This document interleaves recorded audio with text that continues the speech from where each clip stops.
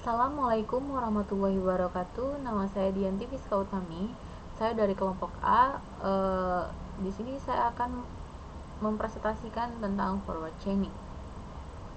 Pengertian, metode forward chaining adalah pelacakan ke depan yang dimulai dari sekumpulan fakta-fakta dengan mencari kaidah yang cocok dengan dugaan atau hipotesa yang ada menuju kesimpulan. Metode forward chaining kadang disebut the data driven karena inference engine menggunakan informasi yang ditentukan oleh user untuk memindahkan ke seluruh jaringan dari logika AND dan OR sampai sebuah terminal ditentukan sebagai objek. Bila inference engine tidak dapat menentukan objek, maka akan meminta informasi lain. Aturan rule di mana menentukan objek membentuk path atau lintasan yang mengarah ke objek. Oleh karena itu, hanya satu cara untuk mencapai satu objek adalah memenuhi semua aturan. Metode forward chaining itu memiliki 3 teknik. Yang pertama, teknik deep first search. Yang kedua, teknik breadth first search. Yang ketiga, teknik depth first search. Teknik deep first search itu teknik penelusuran data pada node-node secara vertikal dan sudah terdefinisi, misalnya kiri ke kanan. Lalu teknik breadth first search itu teknik penelusuran data pada semua node ke dalam satu level atau salah satu tingkatan sebelum ke level tingkatan di bawahnya. Baru yang ketiga itu ada teknik depth first search, itu teknik penelusuran yang menggunakan pengetahuan akan suatu masalah untuk melakukan panduan pencarian ke arah node ke tempat di mana solusi berada. Pencarian jenis ini dikenal juga sebagai heuristik. Pendekatan yang dilakukan adalah mencari solusi yang terbaik berdasarkan pengetahuan yang dimiliki sehingga penelusuran dapat ditentukan harus dimulai dari mana dan bagaimana menggunakan proses terbaik untuk mencari solusi. Ini teknik depth first search, breadth first search, dan ini teknik depth first search. Di sini saya akan mereview 2 jurnal, yaitu jurnal pertama itu Sistem Pakar Diagnosa Penyakit Demensia menggunakan metode forward chaining, dan jurnal kedua itu Perbandingan Perhitungan Manual dengan Algoritma ASTAR dalam Pencarian Jalur Terpendek untuk Pengiriman Pesanan Dodol khas Lombok.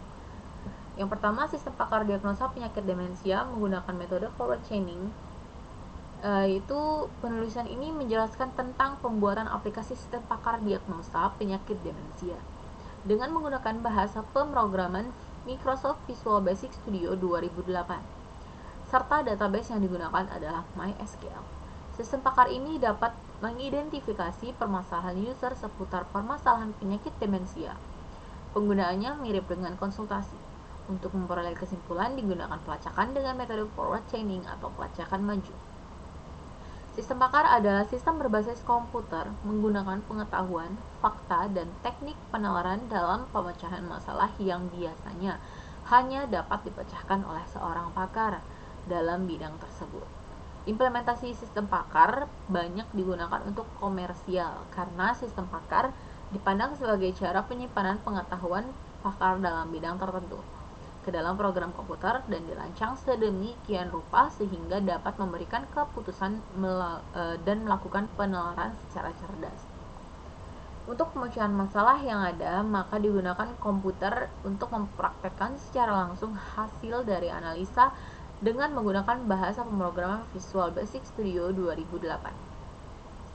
Spesifikasi komputer yang digunakan itu laptop, prosesor Intel Core i5, memori DDR4GB, harddisk 500GB. Software pendukung itu Windows 7, Office, Visual Basic, dan MySQL.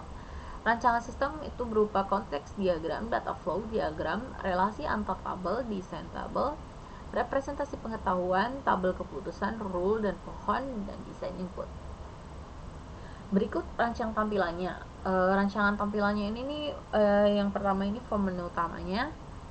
Jadi nanti di sini kita bisa login, di sini kita bisa lihat data penyakit, solusi, dan gejala. Yang kedua, ini form login-nya. Form login-nya itu nanti di sini kita mengisikan ID dan password. Lalu ini form daftarnya. Form daftarnya itu berupa data-data pasien ya. Jadi di situ ada nama, alamat dan lain-lainnya. Lalu, nah nanti di sini kita menginput gejala-gejala apa yang kita rasakan. Nanti akan keluar diagnosa dan solusinya. Nah, ini desain outputnya. Jadi keluarannya nanti akan berakhir seperti ini. Jika di print ini nanti nama gejala, nama penyakit dan solusinya akan keluar di sini. Data pasien pun akan tercetak di sini. Yang kedua itu perbandingan perhitungan manual dengan algoritma ASTAR dalam pencarian jalur terpendek untuk pengiriman pesanan dodol khas Lombok. Algoritma ASTAR adalah salah satu metode yang bisa digunakan untuk pencarian jalur terpendek. Dengan menggunakan metode ini, diharapkan petugas pengiriman pesanan yang ada di gudang dapat lebih cepat menemukan jalur mana yang paling singkat dan lebih cepat untuk menemukan goal pada pencarian jalur terpendek pengiriman pesanan pelanggan di daerah Lombok dengan menggunakan algoritma ASTAR. Algoritma ASTAR dikenal sebagai salah satu algoritma yang paling sering digunakan untuk pencarian jalur atau path finding dan penerusan grafis Grab Traversal, yaitu proses plotting jalur yang paling efisien antar titik yang disebut dengan nodes. Metode ASTAR adalah metode yang merupakan hasil pengembangan dari metode dasar Best First Search. Setiap algoritma memiliki perbedaan dalam mencapai tujuan seperti algoritma ASTAR. Fungsi Fn sebagai estimasi fungsi evaluasi terhadap noden. Fungsi Fn sebagai estimasi fungsi evaluasi terhadap noden, di mana Fn itu adalah biaya evaluasi, Gn itu biaya yang sudah dikeluarkan dari keadaan awal sampai keadaan N. Sedangkan Hn itu estimasi biaya untuk sampai pada suatu tujuan dimulai dari N. Algoritma ASTAR merupakan penggabungan dari algoritma Best First Search, Uniform Cost Search, dan Greedy Best First Search yang digunakan untuk mencari lintasan terpendek pada suatu graf.